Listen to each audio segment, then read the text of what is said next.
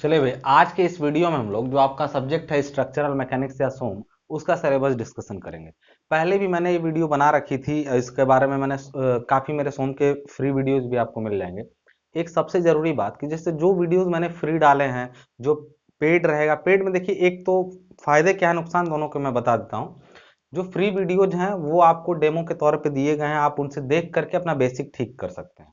और ये भी नहीं है, एग्जाम टाइम में मैं तमाम तरह के हम लोग क्लासेज ऐसे चलाते हैं जिससे कोई भी बच्चा अगर पेड कोर्स ना भी लिया हो तो फ्री ऑफ कॉस्ट पास तो हो ही जाएगा, ठीक है। लेकिन जो पेड कोर्सेज एप्लीकेशन पर आपको मिलते हैं, तो सिविल टेक सॉल्यूशन का एंड्रॉइड ऐप है, उस पर आप ले लेंगे। इस समय ऑफर में चल रहा है कोर्स, आप जाके ऑफर चेक करिए या फिर व्हाट्सएप करके आप ऑफर पता कर लीजिए। बहुत ही अफोर्डेबल प्राइस में आपको सारा सब, एक तो पूरे सब्जेक्ट मिलेंगे नोट्स के साथ में। आपको मतलब एक तरह से आपके साथ लग जाएगा इंसान, आपके साथ आपका एमसीक्यू एग्जाम हो, आपका रिटन एग्जाम हो, आपके नोट्स की जो है, जो हिंदी इंग्लिश की प्रॉब्लम है, सारा सब कुछ देख के हम लोग डील करते हैं। यूट्यूब पे कुछ वीडियो इसलिए फ्री दी जाती हैं ताकि जो बच्चे बिल्कुल अफोर्ड नहीं कर सकते हैं वो लोग भी उससे पढ़ाई कर सकें, ठीक है। आज हम लोग इसका सिलेबस डिस्कशन करेंगे, और जो लोग भी इंटरेस्टेड हैं कंप्लीट कोर्स खरीदने में, जो आपके सेमेस्टर के सारे सब्जेक्ट का, और बहुत सस्ता है। आप अगर ये वीडियो देख के ये सोच रहे होंगे कि पता नहीं कितने का होगा, क्या होगा, तो एक बार व्हाट्सएप करके जरूर पता कर लीजिए या फिर एप्लीकेशन डाउनलोड करके देख लीजिए कि पूरे सेमेस्टर का फीस कितना सस्ता है इस समय, ठीक है ना। तो ऐप से जाके जरूर देखिए, और ज्यादा जानकारी के लिए वीडियो का डिस्क्रिप्शन बॉक्स चेक करिए। आज हम लोग इसको जो देख रहे हैं स्ट्रक्चरल मैकेनिक्स, इसको हम लोग दूसरा नाम देते हैं कौन सा, सोम, या फिर हम लोग इसको देते हैं नाम मॉस, ठीक है। ये नाम देके इसको पहले स्ट्रेंथ ऑफ मटेरियल्स कहते थे या मैकेनिक्स ऑफ सॉलिड कहते थे मैकेनिकल वाले लोग, और स्ट्रक्चरल मैकेनिक्स अब इसका नाम बदल के रख दिया गया है। और सिलेबस में आपके टॉपिक क्या क्या है उन पर डिस्कशन किया जाएगा। देखिए, सोम मैंने एक हल्का फुल्का आइडिया आपको दिया था कि सोम या structural mechanics is the branch of science in which we will deal with deformable bodies or the body which are under loading and they are getting deformed।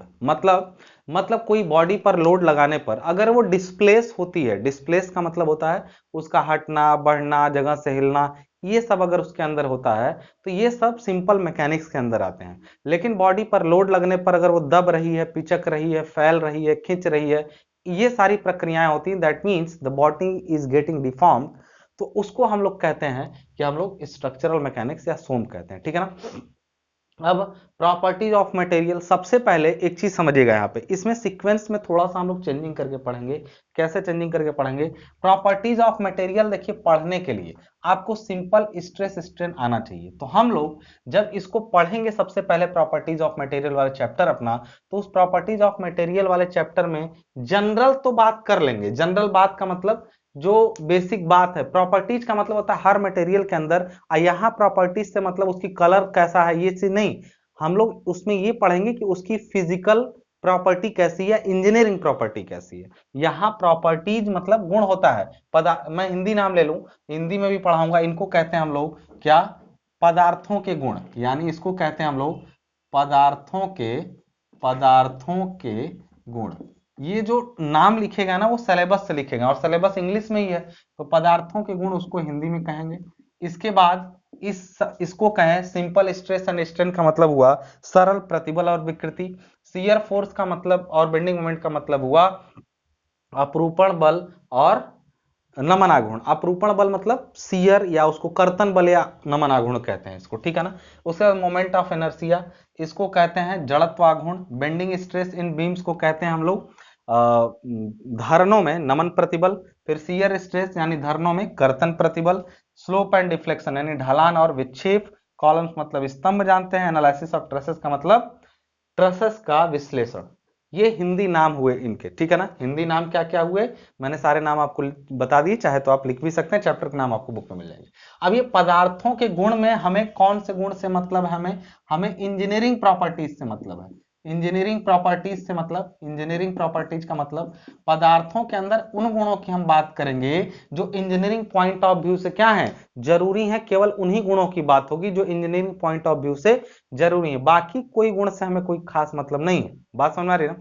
पर इंजीनियरिंग गुण का मतलब क्या हुआ, किसी बॉडी पर लोड लगने पर उसके इंजीनियरिंग गुण से क्या मतलब, हाउ इट विल रिएक्ट, ये कैसा रिएक्ट करेगी लोड लगने पर, उन्हीं गुणों को जानना है। जैसे मेलिएबल है, डक्टाइल है, इलास्टिक है, ब्रिटल है, तमाम ऐसी चीजें जो किसी पदार्थ के अंदर हो सकती है। जैसे वो भंगुर है, उसके अंदर डक्टिलिटी का मतलब तन्यता ज्यादा है, या फिर उसके अंदर प्रत्यास्थता ज्यादा है, या सुघट्यता ज्यादा है। ये सारे गुण होते हैं। ये सब जो नाम मैं ले रहा हूं वो सारे, अभी मैंने इंग्लिश में भी नाम ले लिया, हिंदी में भी ले लिया। तो प्रत्यास्था मतलब इलास्टिक बॉडी, सुघट्यता मतलब प्लास्टिसिटी उसके अंदर, या फिर डक्टिलिटी का मतलब होता है तन्यता उसके अंदर, मतलब डक्टाइल कितना है, खींच कितना सकता है। इन सब बारे में जनरल बात जो होगी वो तो हम लोग इसमें कर लेंगे, लेकिन उसकी जो मेन बात होगी, जैसे प्रॉपर्टीज ऑफ मटेरियल के साथ ही में एक टॉपिक है क्या, टेस्ट, टेस्ट ऑन मटेरियल। ये टेस्ट जब पढ़ना होगा ना, तो पहले आपको स्ट्रेस स्ट्रेन थोड़ा सा क्लियर होना जरूरी है। बात समझ आ रही ना? तो इसलिए हम जनरल प्रॉपर्टीज पढ़ने के बाद स्ट्रेस और स्ट्रेन को पढ़ेंगे, और उसके बाद हम लोग स्ट्रेस स्ट्रेन को डिटेल में पढ़ने के बाद तब हम लोग इस पदार्थों में जो टेस्ट वाला टॉपिक है या कुछ जनरल इंपॉर्टेंट टॉपिक है उनको पढ़ेंगे, कि जिनका नाम वगैरह, मतलब एक ओवरव्यू मिल जाएगा इन चीजों का। लेकिन इस चैप्टर के कुछ पार्ट इसके चलने के बाद चलेंगे। क्यों?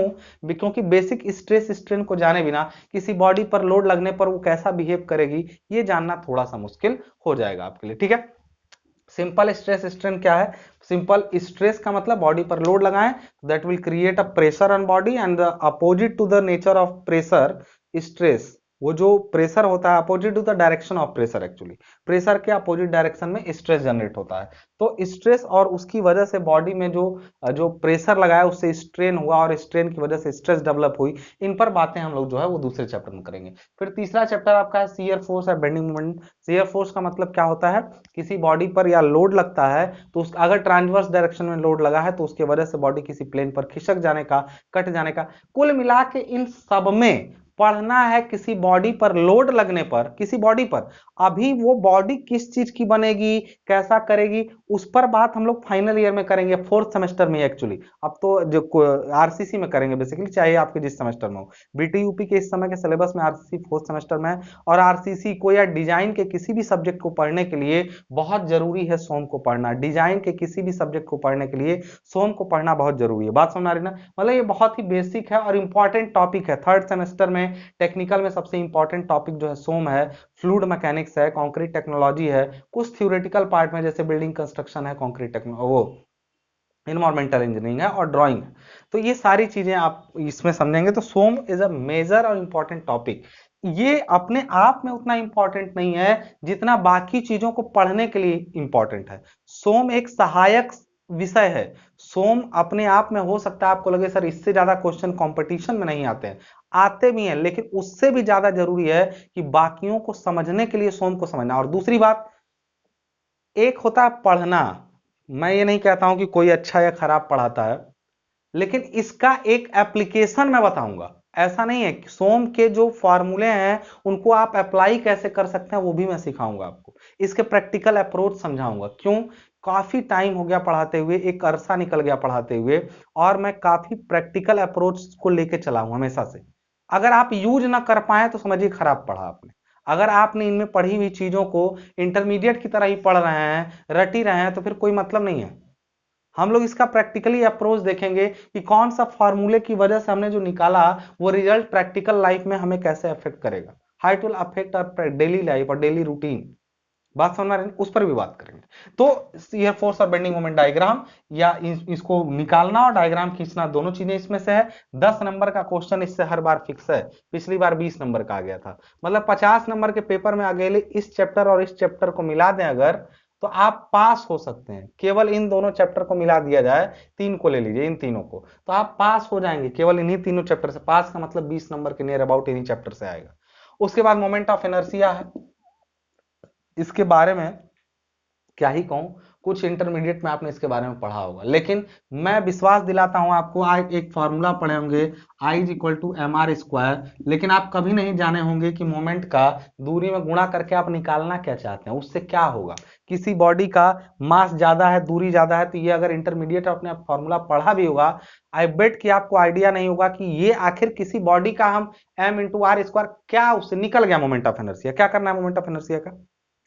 क्या बताया कि किसी बॉडी का अगर मोमेंट ऑफ इनर्शिया ज्यादा है या कम है तो उससे क्या फर्क पड़ जाएगा, इस पर बात करेंगे हम लोग इस चैप्टर में। बात सुना, इस पर बात करेंगे हम लोग इस चैप्टर में। तो मोमेंट ऑफ इनर्शिया पर, बेंडिंग स्ट्रेस, किसी बीम पर अगर लोड लगता है और वो बेंड होती है तो उसके वजह से स्ट्रेस डेवलप कितने होंगे, वो कितना ले पाएगा, इन पर बातें होंगी। उसी के साथ साथ शियर स्ट्रेस भी डेवलप होते हैं। जब बेंडिंग मोमेंट और शियर फोर्स आते हैं तो शियर फोर्स की वजह से शियर स्ट्रेस और बेंडिंग मोमेंट की वजह से बेंडिंग स्ट्रेस डेवलप होते हैं, और उनको देखते हैं हमारा मटेरियल झेल पाता है कि नहीं, उस पर भी बात करेंगे। स्लोप एंड डिफ्लेक्शन वही बीम का ही होता है। बीम में अत्यधिक लोड की वजह से बीम का नीचे झुक जाना कहलाता है डिफ्लेक्शन, और उसका किनारे से या इंड सिरे से जो स्लोप बनाता है वो कहते हैं स्लोप। तो स्लोप डिफ्लेक्शन यहां से हो जाएगा। कॉलम जानते हैं, अभी तक आपने जो पढ़ा ऐसे कि बीम वगैरह का नाम ले रहे थे, बीम पर लोड लग रहा था ऊपर से, ये सब चीजें। Column is an vertical compression member, column is an vertical compression member. तो अभी तक हम लोग फ्लेक्सुरल मेंबर की बात कर रहे थे, ऊपर इतनी सारी बातें, ज्यादातर फ्लेक्सुरल मेंबर क्यों हुई, और नीचे आने पर ये कॉलम की बात करेंगे तो इस पर डायरेक्ट कंप्रेसिव लोड काम करता है। तो column is the only member which is subjected to direct compressive load, direct compressive load, इसी पर ये क्या करता है, काम करता है आपका। एनालिसिस ऑफ ट्रसेज में आप लोग जानते होंगे ट्रसेज वगैरह ऐसे बनती हैं, ऐसे ट्रसेज वगैरह बनती हैं, तो ये ट्रस ट्रायंगुलर ही क्यों होती हैं, त्रिभुजाकार ही क्यों होती हैं, और प्लस इनके हर मेंबर में कितना कितना लोड आता है और वो लोड वो संभालने लायक है कि नहीं, इन पर चर्चा करेंगे हम लोग एनालिसिस ऑफ ट्रसेज में। ये टॉपिक हैं आपके, ये बीटी यूपी के अकॉर्डिंग है। अगर आप किसी और स्टेट बोर्ड से पढ़ते हैं तो उन लोगों के लिए अलग से केवल सोम का वीडियो आएगा, उनमें कुछ एक्स्ट्रा चैप्टर होंगे, जैसे यूपी में भी कुछ एक्स्ट्रा है, जैसे लगभग अन्य लोगों के सोम में ये नहीं होता है। उसके साथ साथ आपका ये दोनों चैप्टर बाकियों के पास नहीं होंगे, लेकिन बाकियों में कुछ नया क्या होगा, वो होगा प्रिंसिपल स्ट्रेस और एक कंबाइंड स्ट्रेस। ये दोनों टॉपिक अक्सर बाकी स्टेट बोर्ड में अवेलेबल है। मैं सलाह दूंगा, मैं कोशिश करूंगा इसको भी पढ़ाने की, किसको, बीटी यूपी वालों को भी, क्योंकि भैया आज तो तुम छोड़ दोगे लेकिन कल ये तुम्हारे एग्जाम में एसएससी में या किसी भी जूनियर इंजीनियर के एग्जाम में आएगा, तो इसलिए मैं सलाह दूंगा कि इसको भी आप लोगों को पढ़ना है। मैं पहले इन टॉपिक्स को कवर करूंगा, उसके बाद इन टॉपिक्स को भी पढ़ाऊंगा। बात समझ में आ रही है, पहले इन टॉपिक्स को कवर करूंगा फिर बाद में इन टॉपिक्स को भी पढ़ाऊंगा। जिसकी क्यों पढ़ना है, क्योंकि आगे ये काम आ रहा, बहुत इंपॉर्टेंट चैप्टर है, ठीक है ना, दोनों ही काफी इंपॉर्टेंट चैप्टर है। तो ये सिलेबस था सोम का, और सोम की वीडियो जो होंगी इसी सीक्वेंस में चलने शुरू हो जाएंगी। तो मैंने पहले बताया कि इसका पूरा पार्ट नहीं कवर होगा, कुछ पार्ट कवर होगा एक ही वीडियो में, उसके बाद सीधे ये जाएगा, फिर इस पर बातें कुछ बाद में करेंगे जिसमें उसके टेस्ट वगैरह को हम लोग समझेंगे, ठीक है ना। और तब तक के लिए अब अगले वीडियो को पढ़िए और एंजॉय करिए पूरा सोम को। और आपकी ड्राइंग की भी क्लासेस स्टार्ट हो चुकी हैं, आप ऐप पर जाइए, ऐप पर सारी क्लासेस आपकी स्टार्ट हो जाएंगी। मेजरली पहले सोम, हाइड्रोलिक्स और ड्राइंग चलेगा, फिर थ्योरेटिकल बचेगा, उसको जल्दी से कवर कर दिया जाएगा। मुझे इजाजत दीजिए, अगले वीडियो में मिलते हैं, धन्यवाद।